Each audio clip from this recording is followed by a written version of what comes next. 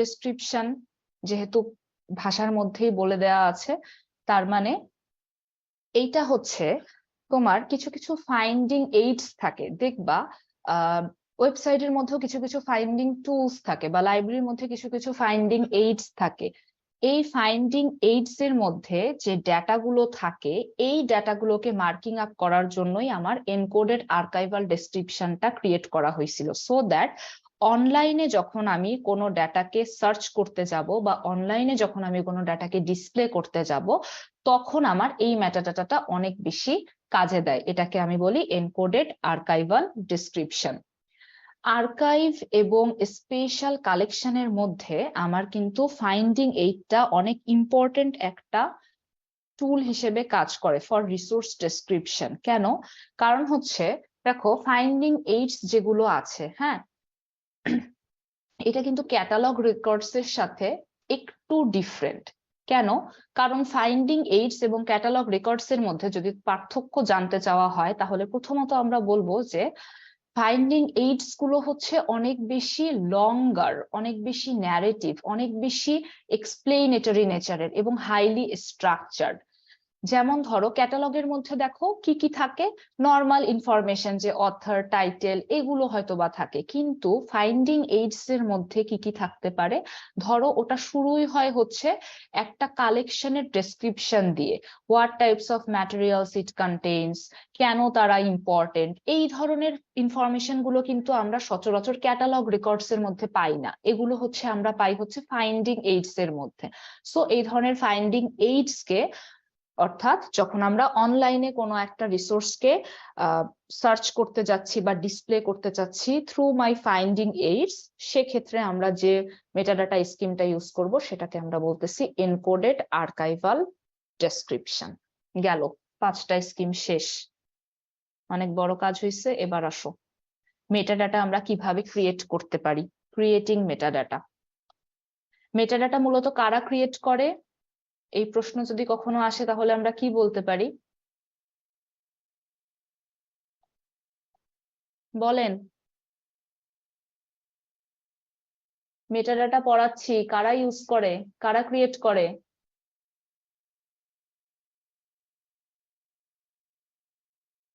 আপনারা কি আদৌ কিছু বুঝতেছেন? আমি না খুব কনফিউজড।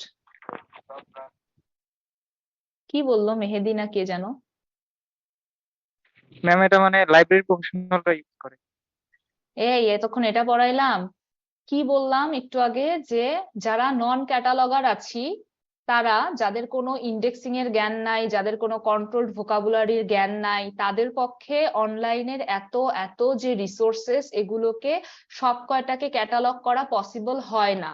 সেই জায়গা থেকেই কিন্তু মেটাডাটার কনসেপ্টটা আসছে। তার মানে কি, আমাকে কিছু ফরম্যাট এবং কিছু প্রিডিফাইন্ড রুলস দিয়ে একটা মেটাডাটার স্কিম বানিয়ে দেওয়া হয়েছে, যেখানে আমি একজন নন ক্যাটালগার, আমার কোনো জ্ঞান নাই, আমি কি করব, ওই প্রি ডিফাইন্ড রুলস গুলোর মধ্যে কিছু ভ্যালু বসায় দিয়ে, অথর টাইটেল বসায় দিয়ে আমি নিজের মতো করে আমার জন্য মেটাডাটা ক্রিয়েট করে ফেলবো। এটাই তো হচ্ছে গিয়ে মেটাডাটার এসেন্স। তুমি এতক্ষণ এটা বুঝলা, লাইব্রেরি প্রফেশনালসরা এটা ইউজ করলো। আচ্ছা ঠিক আছে। আচ্ছা, কে মেটাডাটা? আমি ভাবছিলাম ম্যাম এটা আর কি ক্রিয়েট করে। আচ্ছা আচ্ছা, না করতেই পারে, কিন্তু মেইনলি সেটা নন ক্যাটালগারদের জন্য ওইটার কথা মাথায় রেখে করা হয়েছে। তার মানে এমন না যে লাইব্রেরি প্রফেশনালসটা করবে না, ডেফিনেটলি করতে পারে, সমস্যা নাই সেটাতে। আচ্ছা, কে মেটাডাটা ইউজ করবে বা কে মেটাডাটা ক্রিয়েট করবে, এই কোশ্চেনটা যখন অ্যারাইজ হয়, তখন আমাদের একটা সিম্পল অ্যান্সার হচ্ছে, এই জিনিসটা কিন্তু ভ্যারি করে, তোমার ডিসিপ্লিন টু ডিসিপ্লিন ভ্যারি করে, তোমার রিসোর্স টু রিসোর্স ভ্যারি করে, কোন রিসোর্সকে তুমি ডেসক্রাইব করতে চাচ্ছ, তোমার কাছে কি কি টুলস অ্যাভেলেবল আছে, তুমি কি এক্সপেক্টেড আউটকাম চাচ্ছ। ঠিক আছে? সো সবকিছু মিলাই কিন্তু আমার দেখতে হবে যে মেটাডাটাটা আসলে কারা ইউজ করছে। এটা হচ্ছে একটা কোঅপারেটিভ এফোর্ট আমি বলতে পারি, সম্মিলিত একটা প্রচেষ্টা আমি বলতে পারি। ঠিক আছে? বেশিরভাগ ক্ষেত্রে, লাইব্রেরির ক্ষেত্রে যদি তুমি চিন্তা করো, তাহলে লাইব্রেরির ক্ষেত্রে অ্যাডমিনিস্ট্রেটিভ মেটাডাটাটা কারা সাপ্লাই দেয়? খুব স্বাভাবিক যে টেকনিক্যাল স্টাফ, যারা হচ্ছে ইনিশিয়ালি ডিজিটাইজেশনের সাথে বা ডিজিটাল অবজেক্ট ক্রিয়েশনের সাথে জড়িত, বা অটোমেটেড প্রসেসে যে ডেটাগুলো জেনারেট হয়, সেই সমস্ত জায়গায় যারা কাজ করে টেকনিক্যাল স্টাফ, তারা কিন্তু আমাকে অ্যাডমিনিস্ট্রেটিভ মেটাডাটাটা সাপ্লাই দেয়। ডেসক্রিপটিভ মেটাডাটার জন্য বেস্ট ওয়ে কি? বেস্ট ওয়ে হচ্ছে যে আমার রিসোর্সের অরিজিনেটর, যে ক্রিয়েটর, সে আমাকে ইনফরমেশনটা প্রোভাইড করবে। এগুলো মূলত কাদের ক্ষেত্রে অনেক বেশি প্রাসঙ্গিক? যেমন ধরো যারা সায়েন্টিফিক ডেটা সেট বা ডকুমেন্টেশন নিয়ে যারা কাজ করে, ঠিক আছে, এরকম সায়েন্টিফিক ডেটা সেট যেখানে অরিজিনেটর যারা, তারা তো আসলে ওর সিগনিফিকেন্সটা বা ওর আন্ডারস্ট্যান্ডিংটা তো সব থেকে বেশি, বা রেশনালটা কিন্তু সব থেকে বেশি প্রাসঙ্গিক হচ্ছে যে অরিজিনেটর, সে সবচেয়ে ভালো বুঝে, তাই না? সো ওরা হচ্ছে মূলত আমার ডেসক্রিপটিভ মেটাডাটাটা সাপ্লাই দেয়। এবার আসো মেটাডাটাটা আমরা কিভাবে ক্রিয়েট করতে পারি। ক্রিয়েশন টুলস, অনেক রকমের ক্রিয়েশন টুলস কিন্তু এখন, বিশেষ করে বিভিন্ন ধরনের সফটওয়্যার কিন্তু এখন বাজারে অ্যাভেলেবল। যেমন ধরো আইবিএম এর ওয়াটসন আছে, তারপরে অ্যালেক্স সলিউশন আছে, এই ধরনের ডিফারেন্ট মেটাডাটা যেগুলো কিন্তু তোমার সফটওয়্যার গুলো কিন্তু অনেক সময় তোমার ফ্রিতে তোমাকে এই সার্ভিস গুলো দিয়ে থাকে মেটাডাটা ক্রিয়েট করার জন্য, ঠিক আছে? তো প্রথমত যে স্টেপ সেটা হচ্ছে আমার টেমপ্লেট। টেমপ্লেট কি করবে? টেমপ্লেট মানেই হচ্ছে কিছু প্রিডিফাইন্ড ফিল্ডস সবকিছু দেয়াই থাকে, আমি জাস্ট আমার মতো করে সেটাকে হয়তো বা কাস্টমাইজ করে নিচ্ছি, ঠিক আছে? সো টেমপ্লেটস অ্যাকচুয়ালি ইউজারকে অ্যালাউ করে যে সে তার মেটাডাটার যে ভ্যালু গুলো আছে সে সেটা একটা প্রিসেট ফিল্ডের মধ্যে, যে ফিল্ড গুলো তার নিডটাকে ম্যাচ করতেছে এইরকম একটা এলিমেন্ট সেটের মধ্যে সে বসিয়ে দিবে, ঠিক আছে? বসিয়ে দেওয়ার পর কি হবে? টেমপ্লেটটা অটো রিজেনারেটেড হবে উইথ দ্য ফরম্যাটেড এলিমেন্ট বা অ্যাট্রিবিউটস, যেটা আমার ইউজার চেয়েছে ঠিক সেরকম ভাবে। দ্বিতীয়ত হচ্ছে মার্কআপ টুলস। মার্কআপ টুলস এর ক্ষেত্রে আমরা বলবো যে মেটাডাটার যে ভ্যালু আছে বা মেটাডাটার যে অ্যাট্রিবিউটস গুলো আছে ওগুলো একটা স্পেসিফাইড স্কিমাতে বা স্কিমার ল্যাঙ্গুয়েজের মধ্যে আমরা নিয়ে আসব। সেক্ষেত্রে আমরা কি কি টুলস ইউজ করতে পারি? প্রথমত হচ্ছে এক্সএমএল, এটা আমরা পড়েছিলাম, অথবা এসজিএমএল, এটাও আমরা দেখেছি। ডকুমেন্ট টাইপ ডেফিনেশন, ডিটিডি, দুটার ক্ষেত্রেই আইদার আমরা এক্সএমএল ডিটিডি তে করব অথবা এসজিএমএল ডিটিডি তে করব। কিছু টেমপ্লেটস কিন্তু আমার মার্কআপ ল্যাঙ্গুয়েজটাকে অটোমেটিক্যালি সেট করে রাখে, সো দ্যাট তারা মেটাডাটার একটা ফাইনাল ট্রান্সলেশন কিন্তু সেই সময় ওই মার্কআপ ল্যাঙ্গুয়েজ দিয়ে করে ফেলতে পারে, ঠিক আছে? সো কিছু কিছু টেমপ্লেটের মধ্যে এই ধরনের মার্কআপ ল্যাঙ্গুয়েজ কিন্তু পার্ট হিসেবে আগে থেকেই ইনক্লুড করা থাকে। আরেকটা হচ্ছে এক্সট্রাকশন টুলস। এক্সট্রাকশন টুলস কি করে? অটোমেটিক্যালি মেটাডাটা ক্রিয়েট করে, একটা ডিজিটাল রিসোর্স ধরো অনলাইনে আছে, সেই ডিজিটাল রিসোর্স থেকে অটোমেটিক্যালি সেটাকে অ্যানালাইজ করে নিজে থেকেই একটা মেটাডাটা বানিয়ে ফেলে।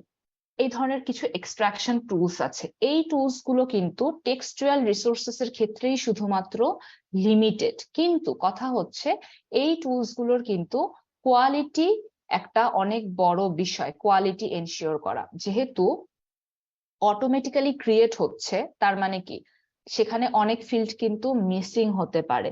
হ্যাঁ, তার মানে তুমি ম্যানুয়ালি যেটা করতেছো সেইটার থেকে এখন অটোমেটিক্যালি, যেমন আমি তোমাদের গত সেমিস্টার অ্যাবস্ট্রাক্ট পড়িয়েছিলাম যখন, তখনও কিন্তু বলেছিলাম যে মানুষ একটা অ্যাবস্ট্রাক্ট যেটা লিখছে সেটা আর মেশিন জেনারেটেড অ্যাবস্ট্রাক্টের মধ্যে কিন্তু সিগনিফিকেন্টলি পার্থক্য থাকবে, বিশেষত কোয়ালিটির দিক থেকে। কারণ কোয়ালিটি কিন্তু আসলে ওইভাবে এনশিওর করা যাবে না। কারণ যেমন দেখো এই মেটাডাটার ক্ষেত্রে কি হয়, যে টুলসটা, অর্থাৎ যে টুলস দিয়ে তুমি, যে এক্সট্রাকশন টুলস দিয়ে তুমি এই কাজটা করতেছো, ওই টুলস এর কিন্তু নিজস্ব একটা অ্যালগোরিদম আছে। হ্যাঁ, এবং সেটার কিন্তু সোর্স টেক্সট, যেটা সোর্স টেক্সটের কন্টেন্ট এবং স্ট্রাকচার সবকিছুর উপর কিন্তু তোমার মেটাডাটার কোয়ালিটিটা ডিপেন্ড করে। সো এই ক্ষেত্রে সাজেস্টেড হচ্ছে, ঠিক আছে, এক্সট্রাকশন টুল যদি তুমি ইউজও করে থাকো সেক্ষেত্রে এটাকে তুমি একটা এইড টুল হিসেবে কনসিডার করবা, এবং যখন তোমার রেজাল্টিং মেটাডাটাটা তুমি দেখতেছো সেটাকে অবশ্যই তোমার ম্যানুয়ালি রিভিউ করতে হবে, এবং যদি ভুল থাকে সেটা অবশ্যই এডিট করতে হবে। Last one is conversion tools. Conversion tools কি? কনভার্সন টুলস হচ্ছে একটা মেটাডাটা ফরম্যাটকে অন্য মেটাডাটা ফরম্যাটে ট্রান্সলেট করতেছে, এটা হচ্ছে আমার কনভার্সন টুল। কিছু সোর্সের যে এলিমেন্ট গুলো, অর্থাৎ যে সোর্সের সাথে আমি কাজ করতেছি, যে সোর্স নিয়ে আমি কাজ করতেছি, সেই সোর্সের এলিমেন্টস এর মধ্যে কি কি সিমিলারিটি পাওয়া গেল এবং আমার যে টার্গেট ফরম্যাট ছিল সেটা কতটুকু এফেক্টেড হলো, সেটার উপরে বেস করে কিন্তু আমি কনভার্ট করার পরেও আমি অ্যাডিশনাল এডিটিং করব, এবং যদি আমি দেখি যে রিকোয়ার্ড কোনো রেজাল্ট আমি পাইনি, সেক্ষেত্রে কিন্তু আমি ম্যানুয়ালি ইনপুট দিব সেই জায়গায়। মেটাডাটা কিভাবে ক্রিয়েট করা হয় পড়লাম। এবার আসো মেটাডাটার কোয়ালিটি কন্ট্রোলের জন্য নিসো থেকে কিছু রুলস দেয়া হয়েছে। অর্থাৎ এই যে আমরা একটু আগে দেখলাম না যে যদি আমরা অটোমেটিক্যালি এক্সট্রাক্ট করি তাহলে তো কোয়ালিটিতে অনেক বেশি কোয়ালিটি কম্প্রোমাইজ হতে পারে। সো সেক্ষেত্রে আমরা কিছু প্রিন্সিপালস দেখি। এগুলো হচ্ছে এক একটা প্রিন্সিপালস, যে গুড মেটাডাটার কোয়ালিটি কি কি হতে পারে। Good metadata should be appropriate to the materials in the collection, users of the collection, and intended, current, and likely use of the digital object. Good metadata supports interoperability. ওই যে শুরুর দিকে আমরা যে বৈশিষ্ট্যগুলো পড়ে আসছিলাম। Good metadata uses standard controlled vocabularies to reflect the what, where, when, and who of the content. Controlled vocabulary কি জিনিস? পড়ে আসছেন তো, বলেন। যেমন সিরিয়াসলি সব সাবজেক্ট নিয়ে হচ্ছে আমার সাবজেক্টের জন্য কিছু নির্দিষ্ট টার্ম আছে, ওই টার্ম গুলো হচ্ছে ভেরি গুড। এটা নাবিলা বলছো না? জি ম্যাম। গুড। আর কি কি হতে পারে? Good metadata includes a clear statement on the conditions and terms of use for the digital object. Terms and conditions গুলো তারা দিয়ে দিবে। Good metadata records are objects themselves and therefore should have the qualities of archivability, persistence, unique identification, etc.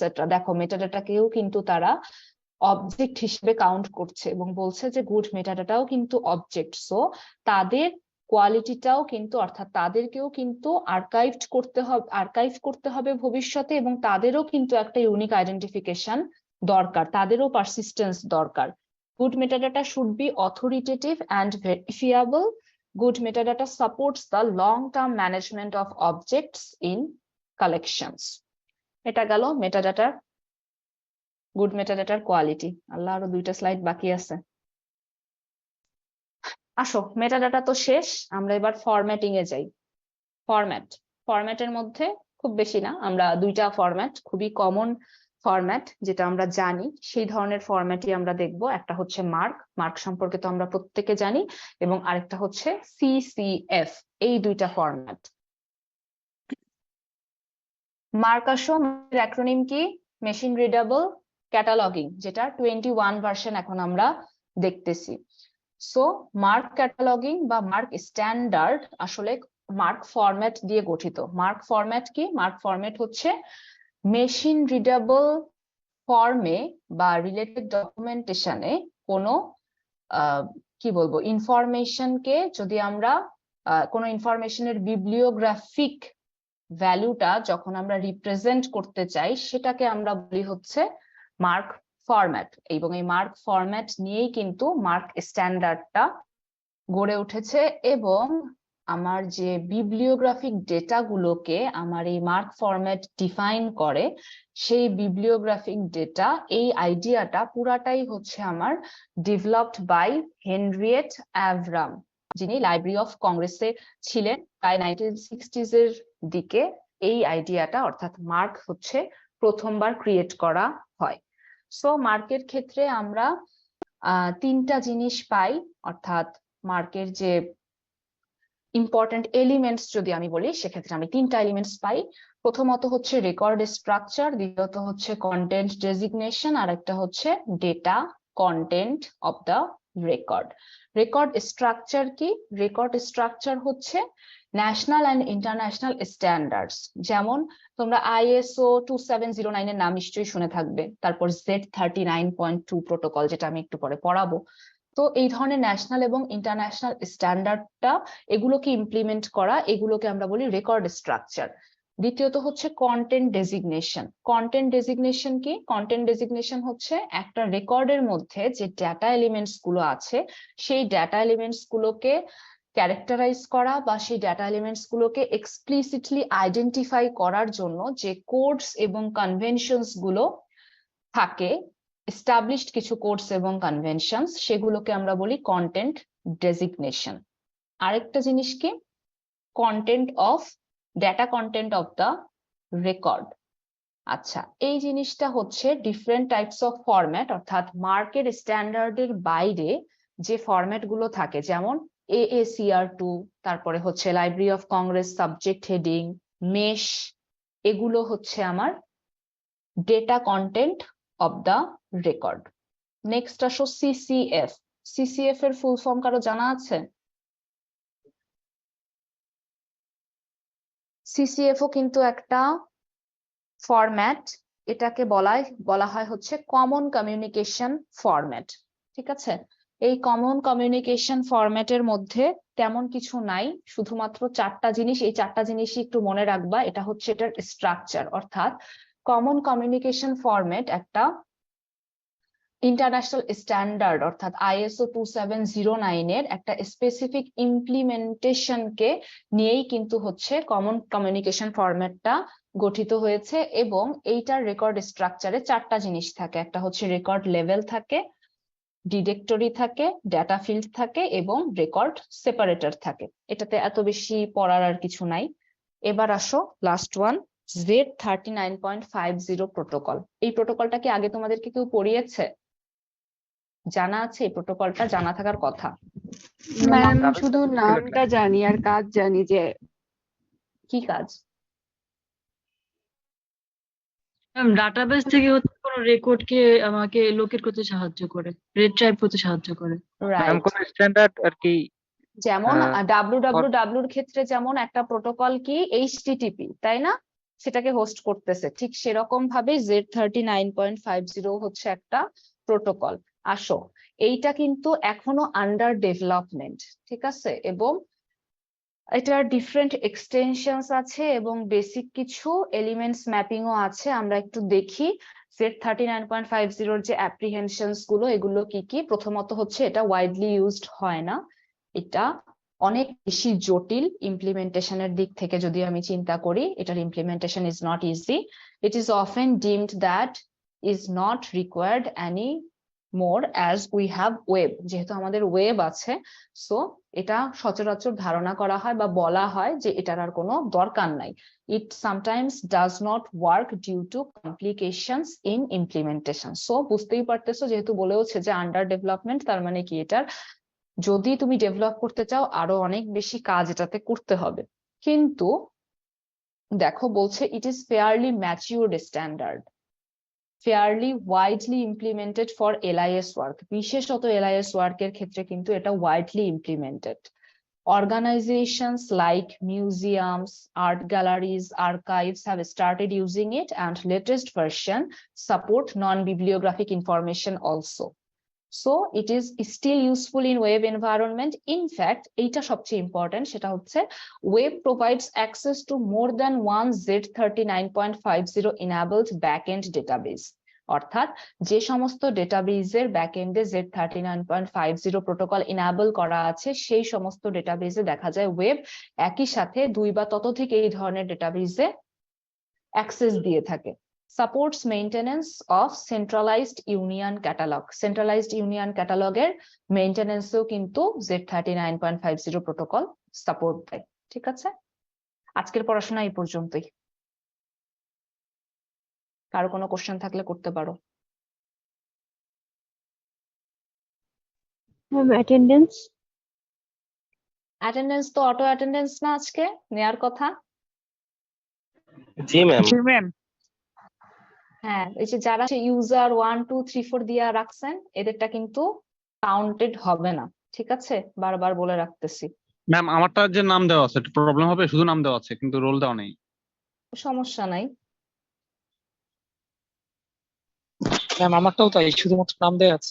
Ma'am আমি বারবার বের হয়ে যেতেছিলাম, আমি তো বাইরে আছি তো ম্যাম, আর আমার সাথে ফ্রেন্ড ও তোমাদেরকে আচ্ছা আচ্ছা ঠিক আছে বুঝতে পারছি, তোমাদেরকে একটা কথা বলি, ব্যাচ তো আরো অনেক আছে, তোমরা এত বেশি তোমাদের কেন প্রবলেম হবে? তোমাদের ক্লাস শেষ করার পরে বিশ্বাস করো আমি মিনিমাম 10টা ইমেইল পাই যে ম্যাডাম অ্যাটেন্ডেন্স দিতে পারিনি। এটা কি সম্ভব? কি কারণে এত প্রবলেম হবে একটা ব্যাচের? অন্য ব্যাচে তো এত প্রবলেম হয় না। কালকে একজন মেইল করছে, ম্যাডাম আমার ফোন না গত মাসে চুরি হয়ে গেছে, আমি গত ক্লাসগুলো করতে পারি নাই। তো এটা কি আমাকে এভাবে জানানোর কথা? এটা কি কালকে জানানোর কথা? আমার অ্যাটেন্ডেন্স গুলো দিয়ে দিয়েন মানে কি? তোমাদেরকে স্নেহ করি বলে বিষয়টার এইভাবে অ্যাডভান্টেজ নিও না প্লিজ, ইটস আ রিকোয়েস্ট। ভালো থাকো সবাই। ম্যাম আপনি সুস্থ হয়েছেন? আমি কালকের চেয়ে আজকে একটু সুস্থ, কিন্তু তারপরও বের হচ্ছি না। কালকেও যাইনি ডিপার্টমেন্টে, আজকেও যাই নাই।